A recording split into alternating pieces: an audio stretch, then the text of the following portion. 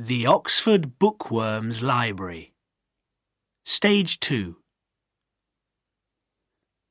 The Life and Times of William Shakespeare by Jennifer Bassett. Read by Chris Rowe. Copyright Oxford University Press 2000. Chapter 1. Toby Remembers. My name is Toby. I'm an old man, 83 this spring. My house is right in the middle of Stratford-upon-Avon, and I can watch the street market from my window. But I live very quietly now. I'm just an old man sitting in a chair. I once knew the greatest man in England. For 30 years, I was his friend. I worked with him in the theatre, through the good times and the bad times. He was a good friend to me. He was also the best playwright, the best poet that ever lived in England. Will Shakespeare was his name. I saw all his plays in the theatre. People loved them. They shouted, laughed and cried, ate oranges and called for more. All kinds of people. Kings, queens, princes, great lords and ladies, poor people, the boys who held the horses, everyone. Will Shakespeare could please them all. He put me in a play once. Well, he used my name, Toby. Twelfth Night was the play, I remember. Sir Toby Belch. He was a big, fat man who liked drinking too much and having a good time. Queen Elizabeth I watched that play on Twelfth Night, the 6th of January, 1601. She liked it, too. Will's dead now, of course. He's been dead more than 30 years, and no one sees his plays now. The Puritans have closed all the theatres.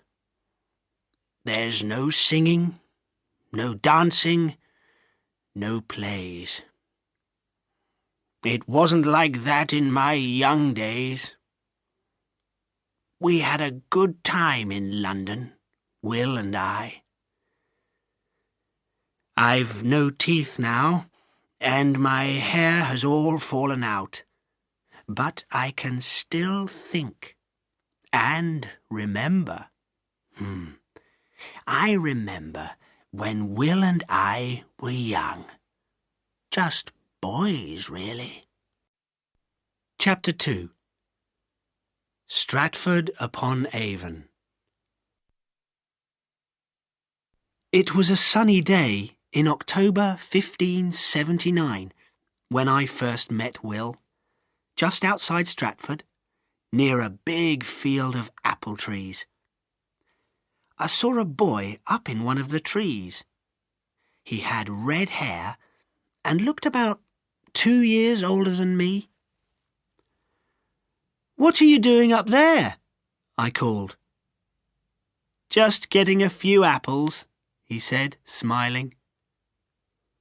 "Those are Farmer Nash's apples," I said, "and he'll send his dogs after you if he sees you." "Mr. Nash has gone to market," the boy said. "Come on, they're good apples." The next minute I was up the tree with him. But Will was wrong. Farmer Nash wasn't at the market, and a few minutes later we saw his angry red face above the wall on the far side of the field. Will and I ran like the wind, and only stopped when we reached the river. We sat down to eat our apples. Will was 15 and lived in Henley Street, he told me. His father was John Shakespeare, and he had a sister, Joan, and 2 younger brothers, Gilbert and Richard. There was another sister who died, I learnt later. And the next year he had another brother, little Edmund, the baby of the family. Now, what about you? He asked. There's only me and my sister, I said. My parents are dead, and we live with my mother's brother. He's a shoemaker in Ely Street, and I work for him. What do you do?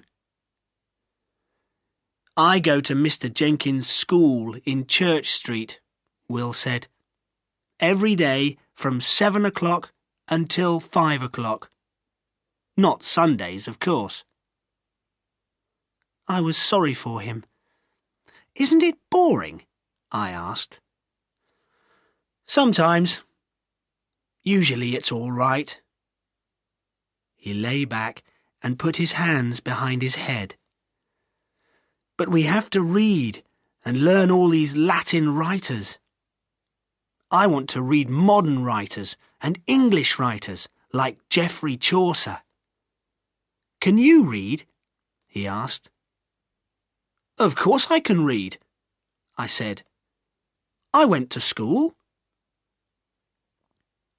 Will sat up and began to eat another apple. I want to be a writer, he said. A poet. I want that more than anything in the world. We were friends from that day until the day he died.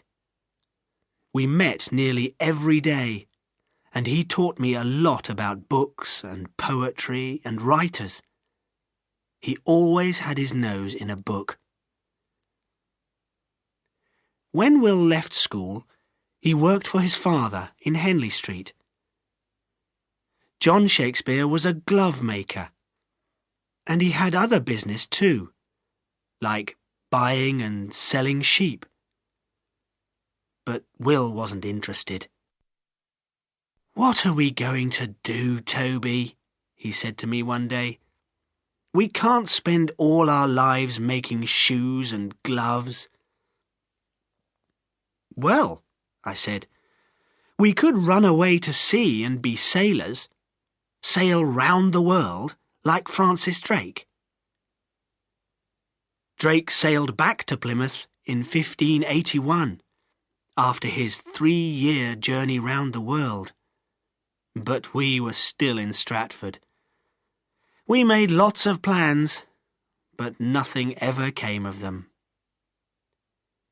Will was still reading a lot, and he was already writing poems himself. He sometimes showed them to me, and I said they were very good. I didn't really know anything about poetry then, but he was my friend. Will was not happy with his writing. I've got so much to learn, Toby, he said. So much to learn. Poor Will. He had a lot to learn about women too.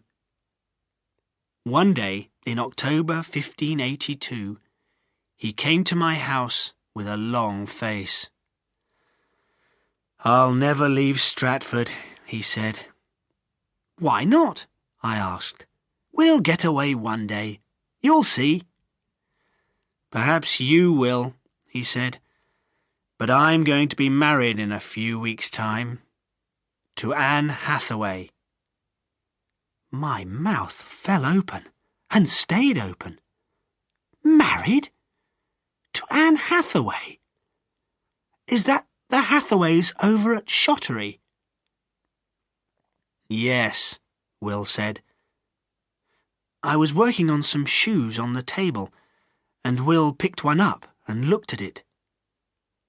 Well, she's a fine girl, of course, I said uncomfortably. But Will, she's 26, and you're only 18. I know, Will said, but I've got to marry her. Oh, no, I said. You mean she's... That's right, said Will. In about 6 months' time, I'm going to be a father. Chapter 3. The actors come to town. Will married Anne Hathaway in November, and she came to live in Henley Street. John Shakespeare was pleased that his oldest son was married, but I don't think Will's mother wanted him to marry so young. Families cost a lot of money, and John Shakespeare was having a lot of money troubles in those days. Times were hard in Henley Street. Susanna was born the next May. All babies looked the same to me, but Will was very pleased with her. Look, Toby, she's got my eyes, he said happily. She's going to be as beautiful as the Queen of Egypt, and as clever as King Solomon.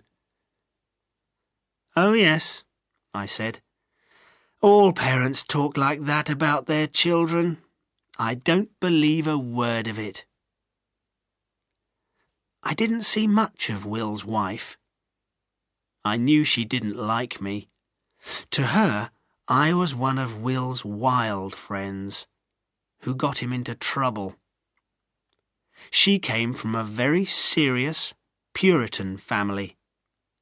Lots of church going, and no singing or dancing. Soon there was another baby on the way, and one evening in February 1585, I hurried round to Henley Street to hear the news. Will's sister, Joan, opened the door, and then Will came running down the stairs. "It's 2 of them," he said. "Twins, a girl and a boy. Isn't that wonderful?" Will had some good friends, Hamlet and Judith Sadler, and he called the twins after them. John Shakespeare was very pleased to have his first grandson, and everyone was happy. For a while. Will and I still went around together when we could. He was still reading and writing, and soon I could see a change in him. He was 23 now, and he was not happy with his life. "Stratford's too small, Toby," he said. "Too slow, too quiet, too boring. I've got to get away." "Yes, but how?" I asked. "You've got a family. 3 young children, remember?" He didn't answer. In the summer months, companies of players often came to small towns, and in 1587 5 different companies came. Will and I always went to see the plays. Will loved to talk to the actors and to listen to all their stories of London. The Queen's men came to Stratford in June, and we went to see the play. I don't remember what it was. I know that I laughed a lot, and that Will said it was a stupid play with not a word of poetry in it. "Why don't you write a play yourself?" I told him. "Write a play?" he laughed. "Anne would never speak to me again." I didn't say anything, and Will looked at me and laughed again. It happened a few months later. I walked into the Shakespeare's kitchen one evening, and there was Anne, with a red, angry face, shouting at the top of her voice. "How can you do this to me? And what about the children?" Then she saw me and stopped. Will was sitting at the table and looked pleased to see me. "I've told Anne," he said quietly, "that I'm going to live in London. I want to be an actor and to write plays if I can." "Plays?" screamed Anne. "Acting! Actors are dirty, wicked people. They're all thieves and criminals. They drink all day and they never go to church." "Don't be stupid, Anne. You know that's not true. Listen, I'll come home when I can, but I must go to London. I can't do anything in Stratford." He looked at me across the room. "Are you coming with me, Toby?" "How soon can we start?" I said. Chapter 4. A New Life in London. It's 2 days' journey to London by horse, and Will talked all the way. His eyes were bright and excited. He was full of plans and poems and a love of life. "I talked to one of the Queen's men," he told me. "He said that he could find me work in the theatre. Acting, perhaps, or helping to write some plays." I showed him some of my writing, and he was very interested. When we rode into London, I began to feel afraid. This was a big, big city, and we were just two unimportant young men from a small town. I'll never forget the noise and the smells and the crowds. There were 200,000 people living in the city of London. I never saw so many people before in my life. We went down to the River Thames and saw the famous London Bridge with all its shops and houses. Down the river was the Tower of London. Enemies of the Queen went into the tower through the river gate, and mostly came out without their heads. We found a small inn in Eastcheap, not too expensive, and had some bread, meat and beer for our supper. "Well, we're here," Will said. "At last." I said. "What do we do next?" He laughed. "Everything." The next day, we began to look for work. Those early years were wonderful. We didn't have much money, of course, and we had to work very hard. A new actor only got 6 shillings a week, and there wasn't work every week. I decided not to be an actor. "Why not?" said Will. "It's a great life." We were working that month for the Queen's men at the theatre called the Curtain Up in Shoreditch. Will was acting 4 small parts in 2 different plays.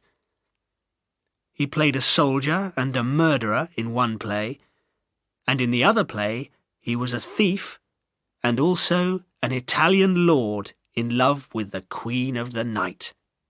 And he loved it. "I'm not clever like you," I said.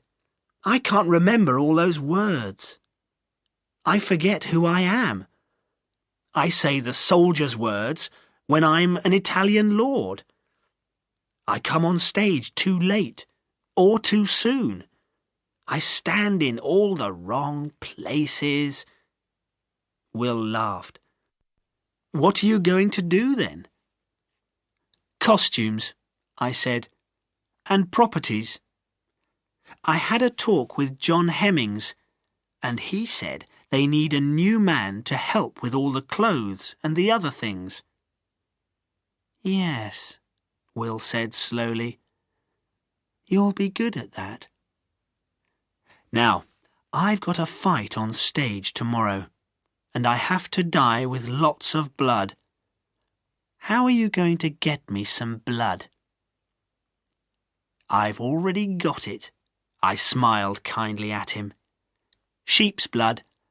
I got it down at Smithfield Market this morning. You can have as much blood as you want. I'm keeping it warm for you." Will was good at acting. Not the best, but good. An actor had to do everything.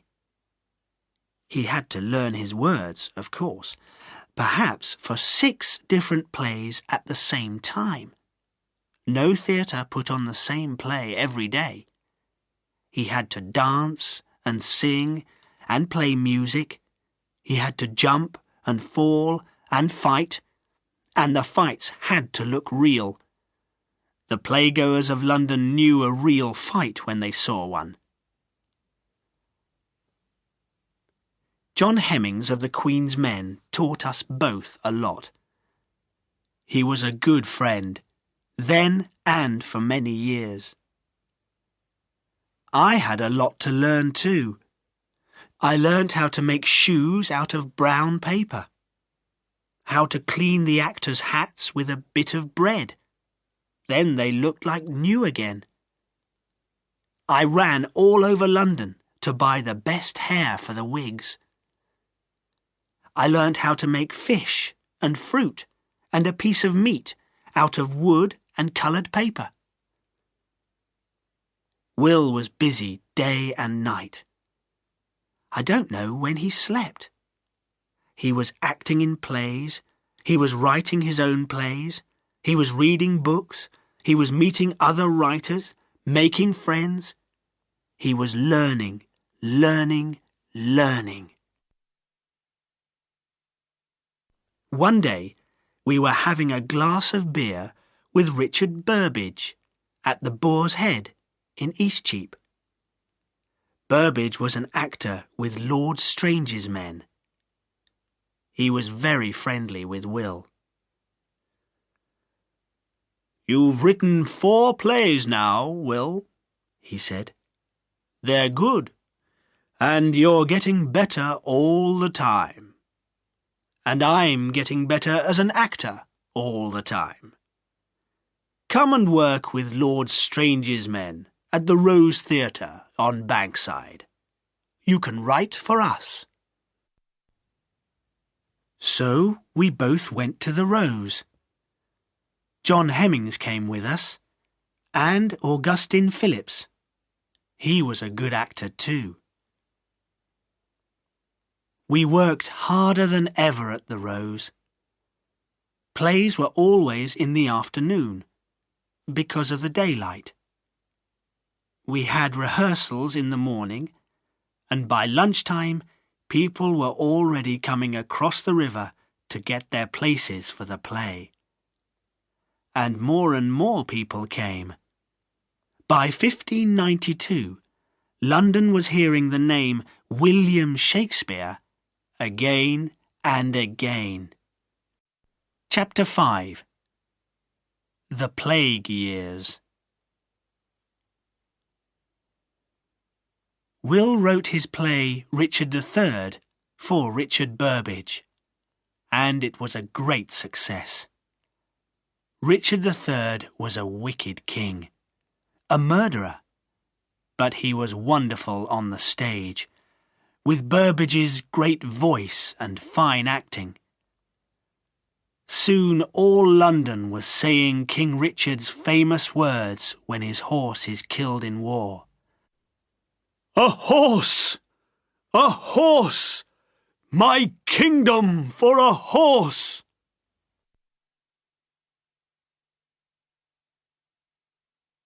All kinds of people came to see plays, and Will was making a lot of new friends. One day, after the play, he was talking to a young man outside the Rose. He was a very beautiful young man. A bit like a girl, perhaps, but still very good-looking. Later, I asked Will who he was. "The Earl of Southampton," Will said. "He's only 18, but he loves poetry and plays." "Isn't he a friend of the Earl of Essex?" I asked. Everybody knew the Earl of Essex.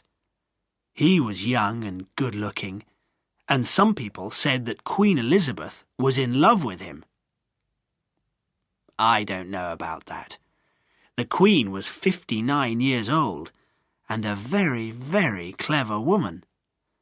But it was true that she liked to have good-looking young men around her, and the Earl of Essex was her favourite. Then. It all changed later, of course. "Yes, he is," said Will. "But I think Essex is a dangerous man. Henry needs better friends than him." "Henry, eh?" I said, surprised. "My word, do you really call him Henry, not Lord Southampton?" "Only when other people aren't there," Will laughed. "I'm still just an actor from Stratford, Toby. Not very important. Let's go and have a drink at the Boar's Head on our way home." Will was always like that, quiet, never shouting about himself to the world. In the Boar's Head, we met some friends and started talking. The talk was all about the plague, which was coming back again into London. "Have you heard the latest news?" said one man. "They say that more than 30 people are dying every week now." "And the City Council," said another man, "wants to close all the theatres. They always do that when the plague comes to London. There'll be no work for any of us actors." "But the players can go on tour, surely," said Will. "Yes," said the first man, "but it's a hard life. A different town, a different inn, a different play every night. I think I'll stay in London." The plague is terrible in any place, but it was worst in London. In those narrow streets, with houses so close together, and the dirty water running down the middle of the street, there was no escape. When the plague came, it ran like fire through the town. If someone in a house got the plague, then the doors were shut and locked, and a big red cross was put on the door. Nobody could leave the house. You had to stay inside and fight, or die. If you were rich, you left London as fast as you could. In September 1592, the City Council closed the theatres. "Are we going on tour, Will?" I said to him one day. "Or back to Stratford? We can't stay in London." "You go back to Stratford, Toby," he said slowly. "I'm going to Lord Southampton's home in Hampshire for a while. He's asked me to go and stay with him. I can do some writing there, read his books, meet a few people." I looked at him. "There's a woman in this somewhere, isn't there? You've had a strange look in your eyes for weeks." Will laughed, but didn't answer my question. The theatres in London didn't open again until June 1594. Will often visited Lord Southampton, but sometimes we went on tour with the company, or spent time at home in Stratford. Will began to spend more time in Stratford because it was quiet there, and he could do his writing. I never heard what Anne thought about it all. During those years, Will wrote a lot of poetry. He wrote his beautiful long poem, Venus and Adonis, for his friend Lord Southampton, and he wrote many of his famous short poems, the sonnets. But they didn't go in a book. They were only for his friends to read. One day, when we were back in London, I was reading some of his latest sonnets. Will was out somewhere, and I was at home in our lodgings in Bishopsgate. A lot of the poems were about a woman, a terrible, black-haired, black-eyed woman. She was cold and cruel, then she was true and loving, and then she was cruel again. For I have sworn thee fair, and thought thee bright, who art as black as hell, as dark as night. Was Will writing about himself here? I asked myself. And who was this woman, this dark lady? I always like to know what's going on, so I listened and watched and looked at all his women friends. Then one day I saw her. I was coming in the door at our lodgings, and she was coming downstairs. She had black hair and great stormy black eyes, and there was gold at her ears and round her neck. I stood back, and she went past me like a ship sailing into war. She looked wild and angry and very, very beautiful. Whew, I said to myself, if that's Will's dark lady, he'll never have a quiet, easy life. The woman looked Italian, so I went and asked John Florio about her. Florio was Lord Southampton's Italian teacher.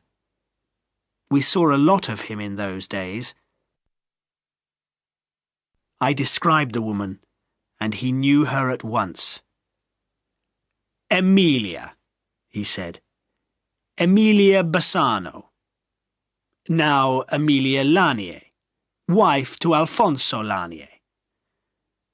Before that, she lived with the old Lord Chamberlain. She was not his wife, you understand. But why do you want to know, my friend? If she's a married lady, she doesn't have a lover now, then? Florio laughed loudly. Lovers! You don't know Emilia Lanier. She's a bad woman, my friend. A bad woman. Now he spoke very quietly. For a time, she was the friend of Lord Southampton. But not now. That is all finished. I didn't ask him about Will. Perhaps Emilia Lanier was Will's dark lady, or perhaps Will was just trying to help his friend Lord Southampton. Nobody will ever know now. Chapter 6. Death in the Family. After the plague years, we were busy all the time. There were new companies of players, and Will now belonged to the Lord Chamberlain's men. The Lord Chamberlain was a very important man, close to the Queen, and we often put on plays for the Queen's court, and in the houses of the great lords of England. We had some very good actors. There was Will, and Richard Burbage, of course, and John Hemmings. And there was Augustine Phillips, Henry Condell, and Thomas Pope. There were other actors too, but those 6 were the real company. They worked together for more than 20 years, and made a lot of money too. I did the costumes and properties for the Chamberlains. John Hemmings said I was the best properties man in the city. Will was special, because he wrote the plays. And what plays they were! He never wrote the same play twice, like some writers. He was always trying something new, something different. And he wrote fast, too. John Hemmings could never understand that. "How can you write so fast, Will?" he asked him. "And you never make a mistake or change a word." Will didn't really understand it himself. "It's all in my head," he said. "I think about it, and then it just comes out on paper." He wrote a play about love in 1595, young love. It was Romeo and Juliet. It was a very sad play, because the young lovers die at the end. But the playgoers loved it. They wanted to see it again and again. Will played the part of old Capulet, Juliet's father. One of the boy actors played the part of Juliet. There were no women actors, so boys played all the women's parts. Of course, Will never put real love-making on stage. He did it all with words, clever, beautiful words. And you forgot that the women and girls were really boys in dresses. Some of the boy actors were very good, and went on to play men's parts when they were older. We played Romeo and Juliet at Richmond Palace that year. We also played before the Queen at Christmas. She liked to see the new plays, and she paid us £10 a play. We often had to work through the night to get the stage ready in time, but it was exciting to be in one of the Queen's palaces at Christmas. There was a lot of singing and dancing and eating and drinking. Some years, Christmas began in November and didn't finish until February or March. The year 1596 began well, but that summer the weather was really bad. Cold, wet. It never stopped raining. And the plague began to come back into London.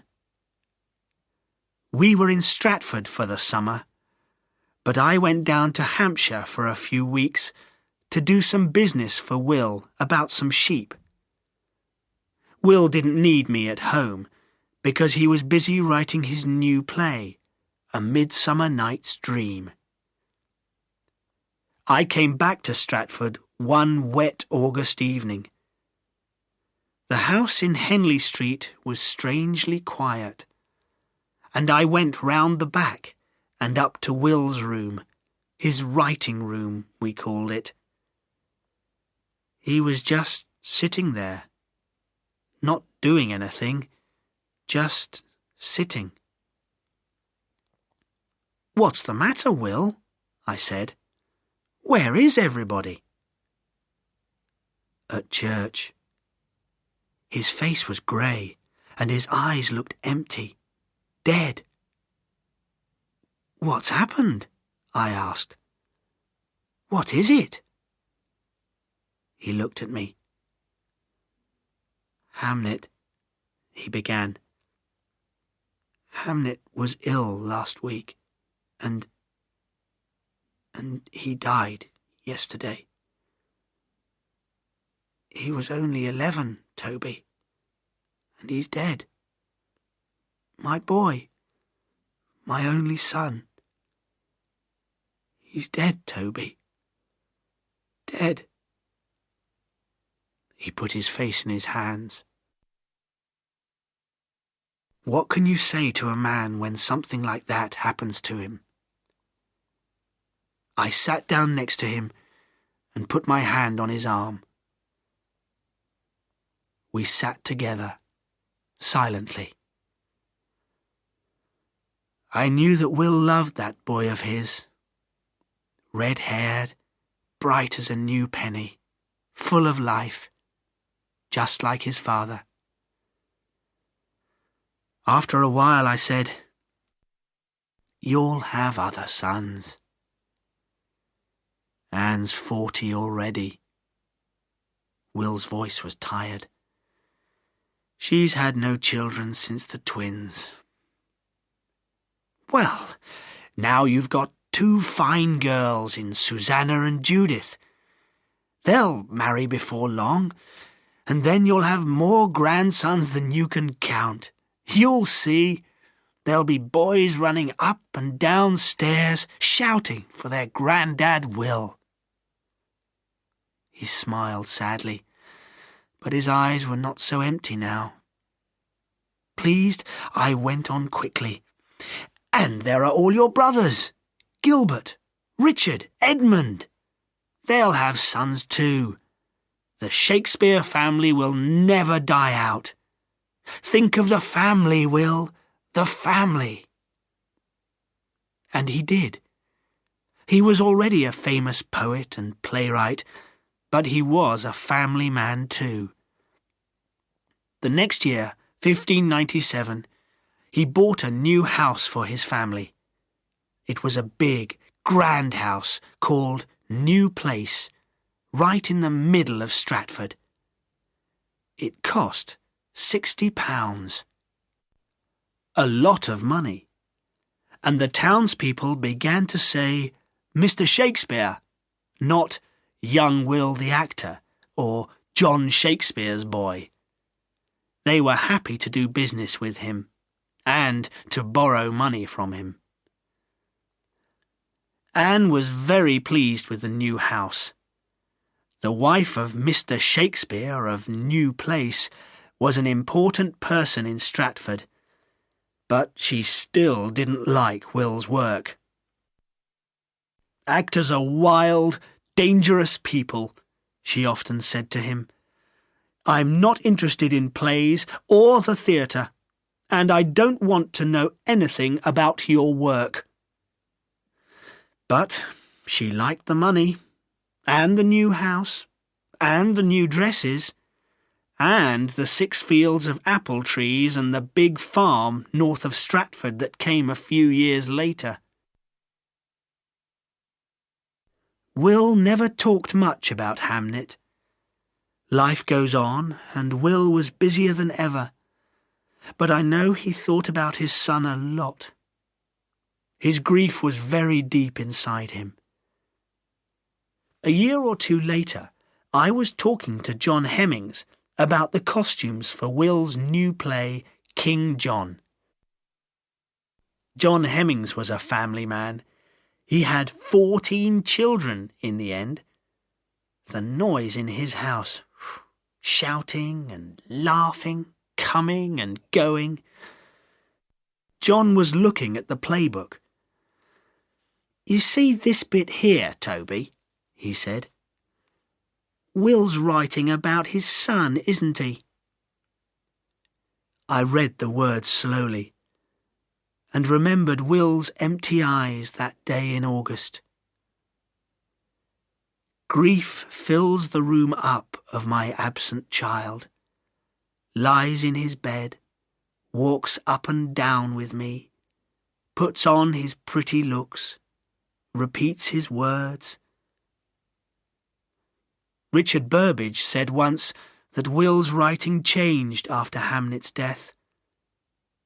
Will still laughed at people in his plays, but he also felt sorry for them. Sorry for all the world, good and bad, rich and poor, young and old. And his people were real. No one was all good or all bad.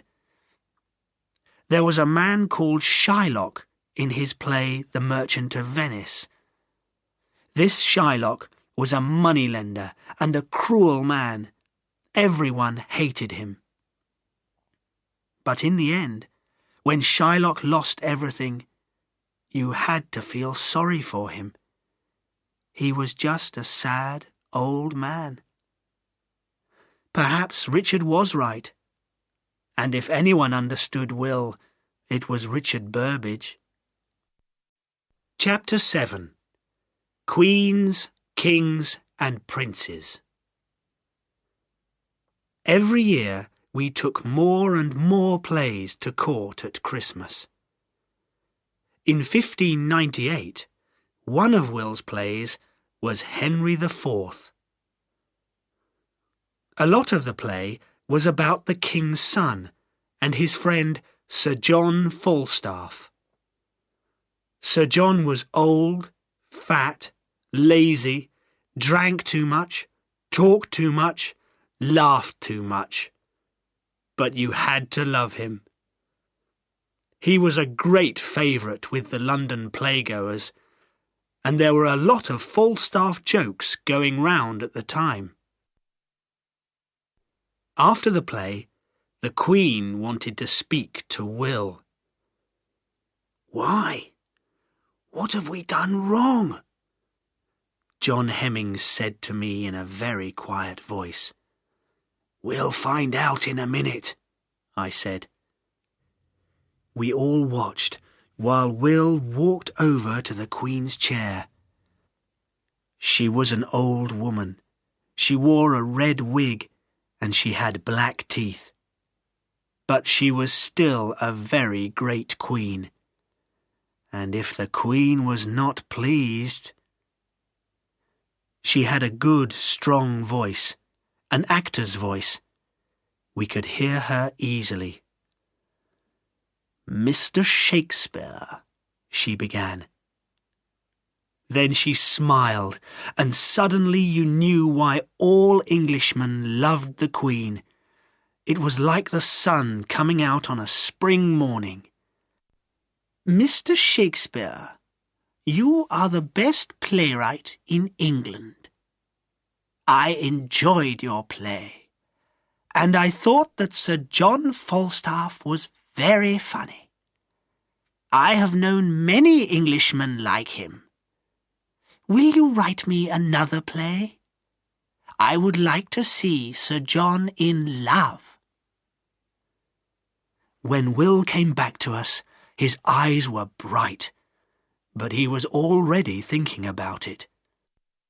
"Don't talk to me," he said. "I've got a play to write."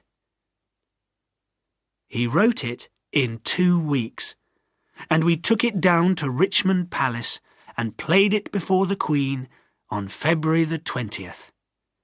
She laughed and laughed at the Merry Wives of Windsor.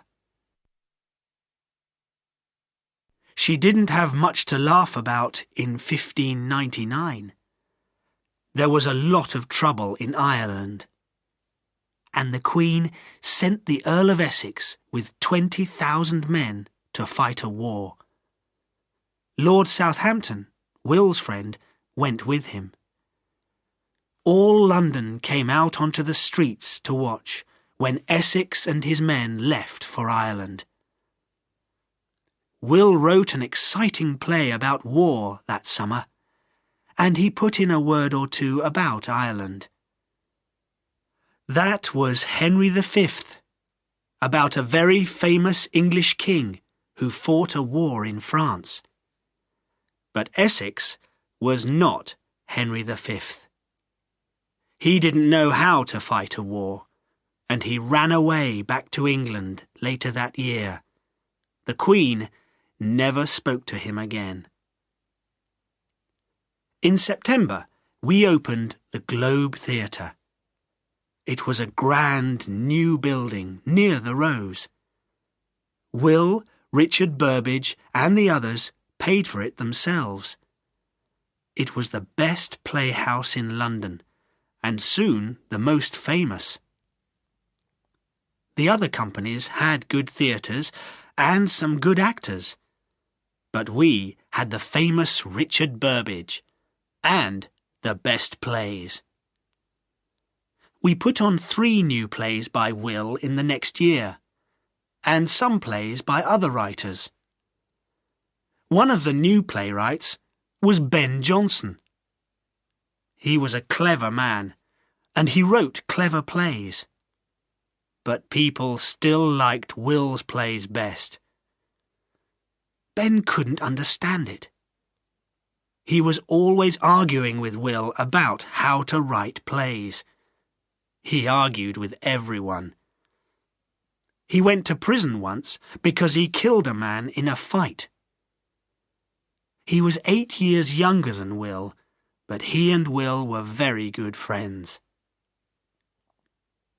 Will's next play was Hamlet, Prince of Denmark. We all met one day in the Boar's Head to talk about it. There were 6 of us.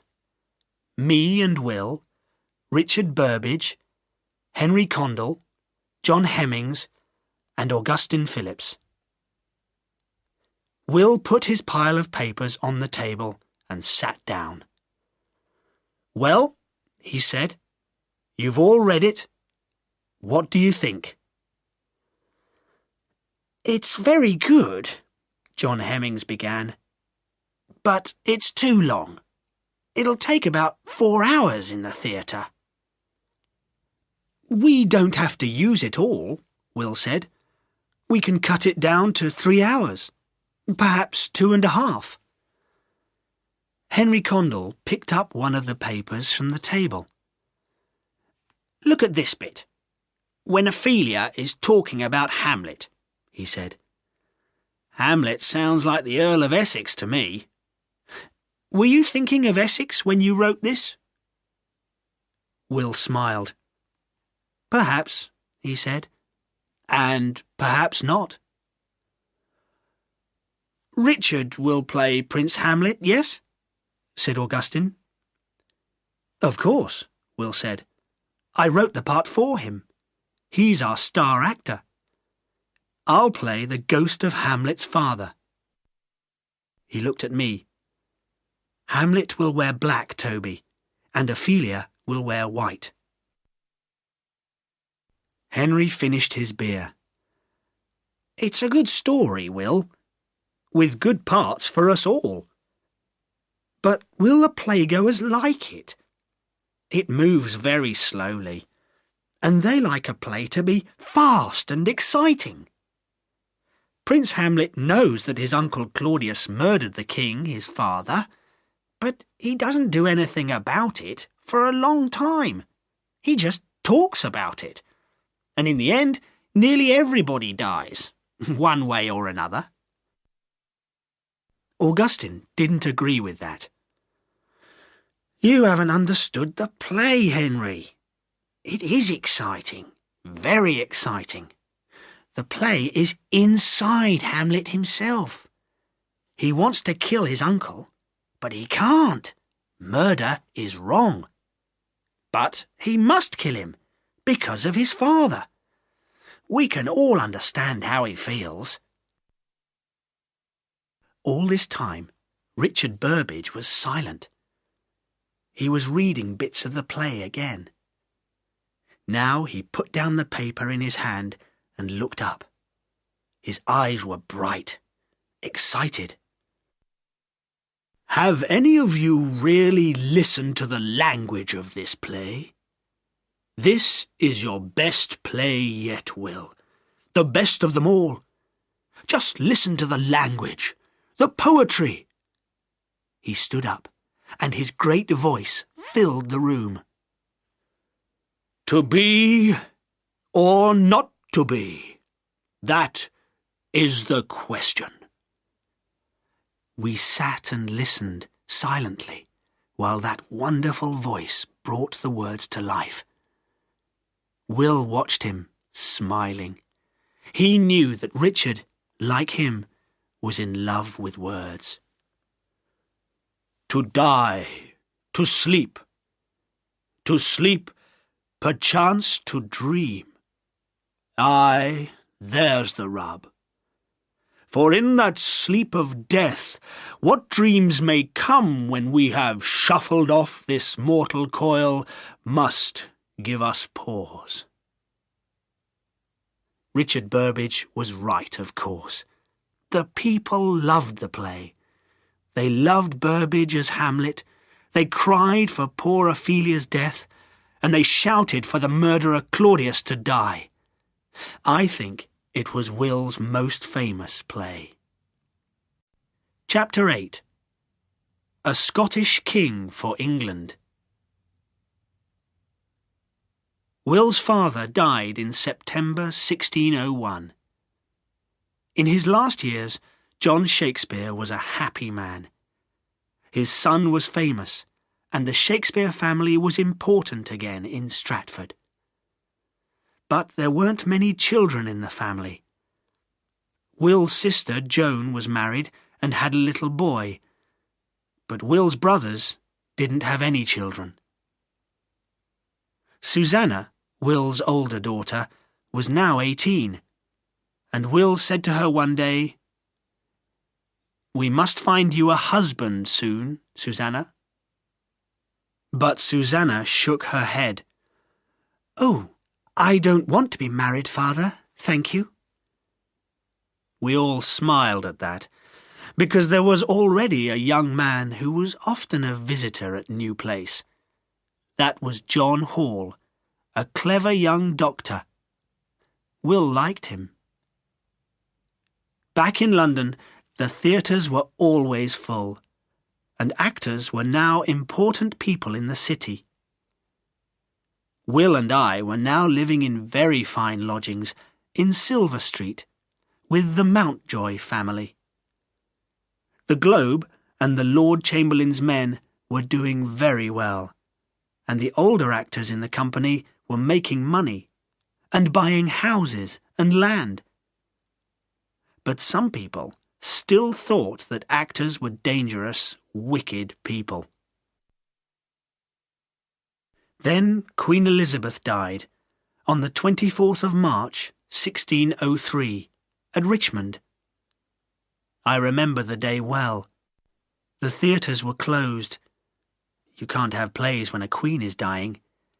And we were all at Henry Condell's house.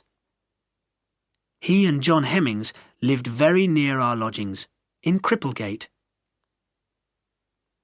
We were all very worried. The new King of England was James I. He was already King of Scotland, and he had a young wife, Queen Anne of Denmark, and 3 young children. But what was he like? Would he be a good king?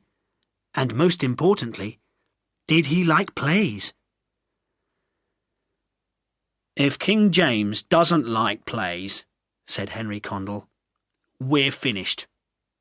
There are already a lot of Puritans on the London City Council, and they'd love to close the theatres down." Henry always looked at the black side of everything. "Well, he's written a lot of books himself," said Will. "Perhaps he'll be interested in plays too. We'll just have to wait and see." We didn't have to wait long. On the 19th of May, I was underneath the stage in the Globe. I was trying to mend a broken door in the floor of the stage. We used this door when a ghost came on or went off in a cloud of smoke. Suddenly, I heard feet running across the stage. I looked up through the hole and saw Will and John Hemmings and Richard Burbage. They were all very excited. "Listen to this, Toby," said Will. He was holding a piece of paper in his hand. "It's a letter from King James." From today, we are the King's men. We're working for the King himself, and he wants to see all the plays. We're going to have new red coats to wear when we go to court, Richard said. And, John said, he's going to pay us £20 for every play at court. What do you think about that, Toby? We were all laughing and smiling now. Well, John, I said, if we're so rich, can I have a new door? I can't mend this one again. It's too old. That summer, the plague came back. By July, 1,000 people were dying every week in London. One of them was the little son of Will's friend, Ben Jonson. By the end of the year, there were 33,000 dead in England. The theatres closed, and the King's men went on tour. Will and I spent the summer at Stratford. When Christmas came, the King's men put on a lot of plays at court. The King was at Hampton Court Palace that year, which was outside London, well away from the plague. I couldn't go, because I fell off my horse one day and broke my leg. Stupid thing to do. I had to stay at home, but Will told me all about it when he came back. The new King and Queen like to enjoy themselves, Toby, he said. They're a happy family. Prince Henry, who's 9, is a very nice little boy, and his sister Elizabeth is beautiful. Little Prince Charles is only 2. He was silent for a minute. Perhaps he was thinking about Hamlet. Then he went on. Queen Anne likes plays very much. She likes music and dancing too. She showed her legs in one dance. My word, I said. Things like that never happened at court in Queen Elizabeth's days. We live in different times, Toby. A lot of things are going to change. But change only comes slowly. The King's men went from one success to another. At the King's court at Christmas 1604, there were 22 plays, and 8 of them were Will's. In 1605, there were 13 plays at court, and 10 of them were Will's. We always did the plays at the Globe first, before we took them to court. Will was writing more slowly now, but during these years he wrote some of his best plays. Othello, Macbeth, and King Lear. That was a sad, dark play. When King Lear carried his dead daughter Cordelia onto the stage, well, every man, woman and child in the Globe was crying. It's true. Richard Burbage played Lear, of course. What an actor he was. Chapter 9. The Mermaid Tavern. During the next few years, the plague was always with us. Some years it was bad, other years not so bad. When the theatres in London closed, we went on tour. Well, the King's men did. Will and I were mostly at home in Stratford in the summers. Will was usually writing, and I did bits of business for him when I could. Susanna married Dr. John Hall in June 1607, and Will's granddaughter Elizabeth was born in February the next year. We had a very cold winter that year. The River Thames in London froze right up to Westminster. People had parties and cooked sheep over fires on the ice. Will's brother Edmund died that winter. He was only 27. and Will's mother died in September the next year. Will was writing a different kind of play at this time. John Hemmings said they were dark, cruel plays, and that Will was only looking at the black side of people. But that was the thing about Will. He was still changing, trying new kinds of poetry and stories in his plays all the time. And suddenly there was a new kind of play, full of laughing and spring flowers and love, The Winter's Tale. When we were in London, we often went in the evenings to the Mermaid Tavern in Cheapside.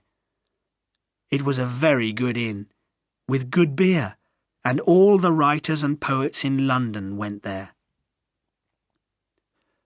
We were there one evening in the winter of 1610, I think it was. A lot of Will's friends were there, actors, writers. Ben Jonson was there, of course. He was a great drinker all his life. He was writing a lot of plays now, and was doing very well. But he never had any money. Will always paid for the beer. At first, the talk was all about King James and his court. We didn't like the king so much now. He was more interested in horses than in plays. Then Ben remembered something about The Winter's Tale. He knew, really, that Will's plays were the best, but he always liked to find mistakes if he could. "Now, why did you put Bohemia by the sea, Will?" he said. "Bohemia's in the middle of Europe. There's no sea for 100 miles, you stupid man." "Your plays are very clever, Ben," Richard Burbage said, "but they smell of the schoolbook, don't they, Will?" Will laughed. "How many people are going to worry about that, Ben? What does it matter? They liked the play at court. The Queen said it was a very sweet play. And the King—" "The King!" Ben said loudly. His face was red and angry. King James sometimes fell asleep during Ben's plays. "The King," he went on excitedly, "is a very stupid man. I told him. I said it to his face. Sir, you don't understand poetry." John Hemmings laughed. "Oh, my word," he said. "What a terrible man you are, Ben. I don't know how you've lived so long." Will laughed too, but he said, "Ben, you must be careful. You don't want the king to be your enemy. Don't forget that he pays twice as much as Queen Elizabeth did, and sees twice as many plays." "Money?" shouted Ben. He loved to argue about anything. "We're poets and actors, not businessmen. What does money matter?" "It puts bread and meat in your stomach and a coat on your back," said Will, drinking his beer. "And you're the first to shout if you haven't got any money." Ben banged his beer glass on the table. "Now listen, Mr. William Shakespeare of Stratford, with your fine big house and your expensive horses. You wrote in your play King Lear that money was—" "Oh, do stop it, you two," John Hemmings said. He turned to talk to me, but a few minutes later Ben was arguing about another of Will's plays. "And what about Antony and Cleopatra? What kind of writing is that? You never know which place you're in. 1 minute you're in Egypt, the next minute you're in Rome, then you're at sea on a ship, then back in Egypt again." Richard Burbage didn't like that. "You're wrong again, Ben. It's only you who can't follow the play. You think Londoners are stupid, but they understand more than you do. And another thing. I decided to go home to bed. Ben's a fine man, but he does talk so much. He goes on and on.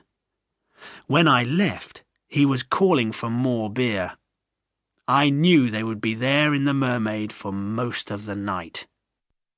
Chapter 10. Back to Stratford. "You're losing your hair, Will," I said to him one day. "We're both getting old, Toby," he said. "There's no escape from it. Old and tired." "Don't talk like that," I said. "You're only 47. There's still some life in you yet, and another 20 plays. "No," he said slowly. "No, I think the poetry is nearly finished. I'm getting tired, Toby. I need a rest. I think The Tempest is going to be my last play. I'm saying goodbye to the stage. Times are changing, and people want a different kind of play now. There are lots of new, younger writers who know how to please the playgoer. I'm not modern anymore." He never usually talked like this, and I didn't like it. "There's only one Will Shakespeare," I said, "and he'll always be modern. Now, I must get on. I've got to go out and buy all the cloth for the new costumes in The Tempest." "Why did you have to put it on an island? When the ship goes down, the actors all have to come on stage in wet clothes. It takes a day to dry the costumes, so that means 2 lots of clothes for everyone, wet and dry." That brought him back to life. "Can't you read?" he said crossly.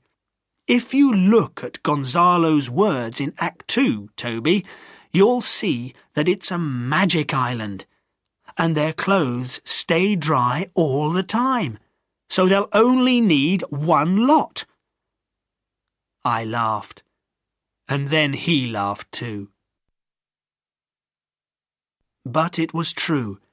He was tired. I could see it, and others could see it too.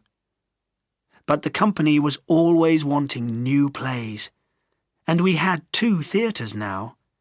There was the Globe, and now we had the Blackfriars Theatre. Plays in the Globe were in the open air and always had to be in daylight, but the Blackfriars was a building with a roof. We could put on plays in the evenings and in any weather. It also made more money, because every playgoer had a seat and paid a shilling for it. In the Globe, they paid a penny to stand. In February 1612, Will's brother Gilbert died in London, and just a year later, his brother Richard died in Stratford. That was in February too. Will was the oldest brother, and he was the only one still alive. We spent most of our time in Stratford these days. Will didn't act in plays now. He went to rehearsals for his new plays, of course, but he was always happy to hurry home again. We were riding back to Stratford in the spring of 1613 and stopped for the night at the Crown Inn in Oxford. Will was very friendly with the landlord, John Davenant, and his wife, Jane. The next morning, when we left, their little son, William, came running out to say goodbye to his good friend, Mr. Shakespeare. He was a bright boy, about 7 years old, with much the same colour hair and eyes as Will. Will talked with him for a few minutes, then gave him a penny. Later, when we were riding along the road, I said, "The last time we were in Oxford, I heard some talk in the town. Someone said that you were the father of Jane Davenant's son. Will laughed. "Well, well," he said. "People say that, do they?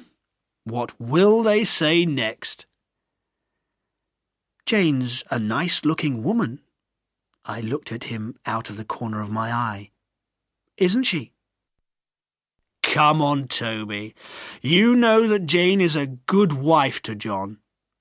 He was still smiling. "You mustn't listen to stories like that." I never believed that story myself, but many years after Will died, William Davenant told a lot of people that he was Shakespeare's son. But how did he know? His mother wouldn't tell him.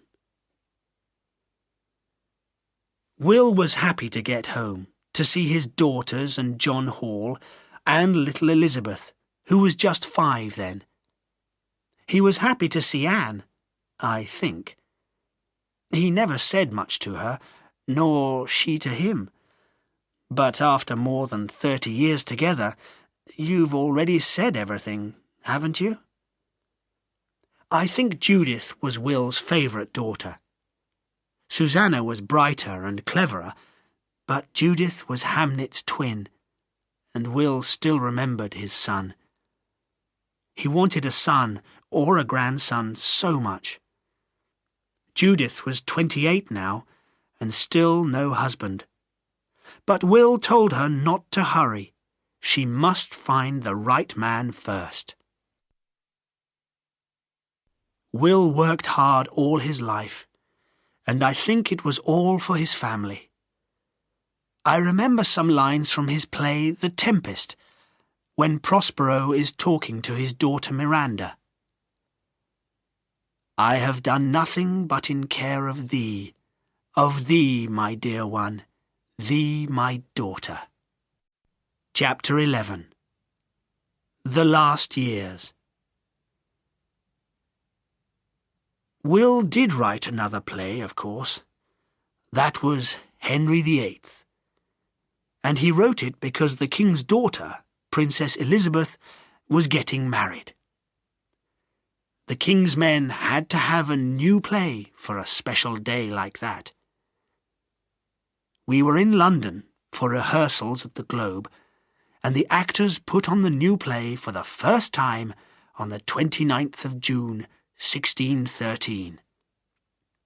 I remember the date well. It happened soon after the play began. Richard Burbage was on stage, and he suddenly looked up and stopped in the middle of a word. "Fire!" he shouted. "The theatre's on fire!"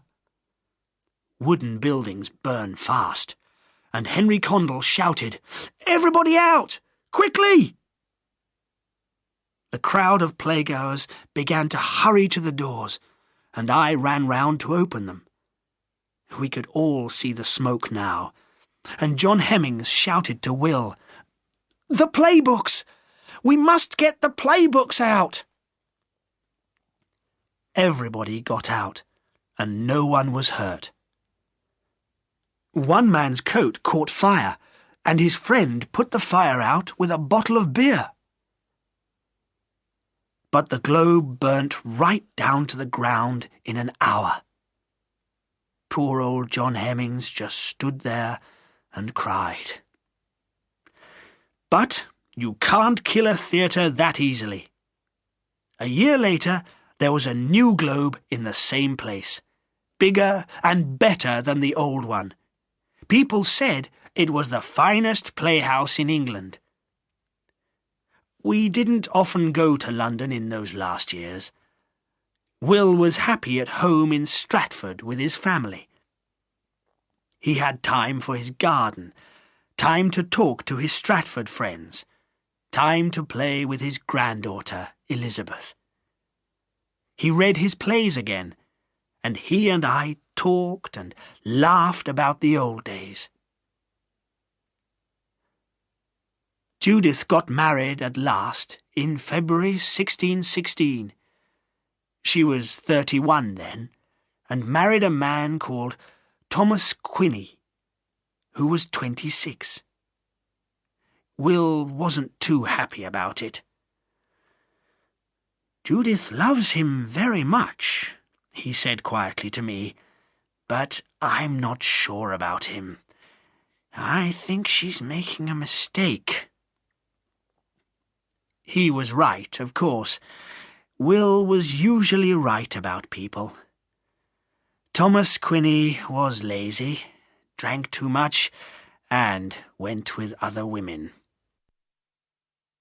But Will didn't live to find that out. In March, he went to London for a party at the Mermaid Tavern. Ben Jonson was now the playwright for the court of King James. The king was paying him some money every year, and Ben wanted to give a party for his friends. It was a good party, I heard, but Will caught a fever, and then rode home through the cold spring rain. When he got back to New Place, he was not a well man. He died on the 23rd of April, in the year 1616. They put his body in Holy Trinity Church, down by the River Avon. It was a bright, windy day, I remember. Ben Jonson came down from London and cried in the church. He was a wild man, was Ben, always fighting and arguing about plays and poetry, but he loved his friend. He came up to me outside the church. "Toby," he said, "Will was a good, true man, and I loved him. We'll never see another poet like him in England." Chapter 12. England Will Remember. Well, all that was 33 years ago. I'm an old man, and everyone is dying around me. Anne Shakespeare died in 1623, and John Hall went about 12 years later, fighting the plague. Susanna's still alive, and Judith. She had 3 sons, but they all died. So there's no boy in the family to keep poor Will's name alive. Susanna's girl, Elizabeth, has had no children, and she's 41 already. Susanna still comes to visit me sometimes, and we talk about the old days. We live in sad times now. The Puritans cut King Charles's head off last January. But one day we'll have a king again. Then there'll be singing and dancing and plays. You'll see. Oh, yes. People won't forget William Shakespeare. In 400 years' time, the theatres will still be full. People will still laugh and cry over his plays. He was the finest poet that ever wrote in the English language. I think he knew that himself. There's some lines in one of his sonnets I remember. "Not marble nor the gilded monuments of princes shall outlive this powerful rhyme."